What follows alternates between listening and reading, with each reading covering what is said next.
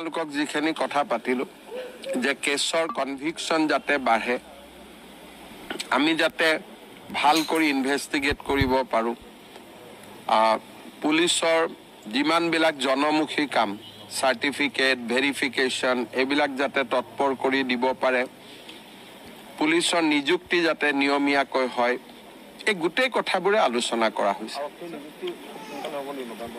ছেপ্টেম্বৰত আগতে আৰক্ষীৰ নিযুক্তিও হয় আৰু ছেপ্টেম্বৰত নতুন এডভাৰটাইজো ওলায়। আমাৰ গোটেই কনচেপ্টটোৱে হ'ল যে অসম আৰক্ষীত কোনো খালী পথ থাকিব নালাগে।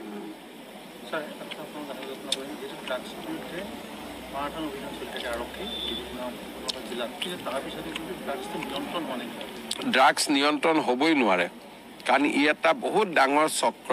মণিপুৰত আপোনালোকে জানে, ম্যানমাৰত জানে, হাজাৰ হাজাৰ বিঘা মাটি পপি কাল্টিভেশ্যনত আছে। গতিকে এই যুঁজটো দীৰ্ঘদিনীয়া যুঁজ, এইটো এটা দুটা দিনত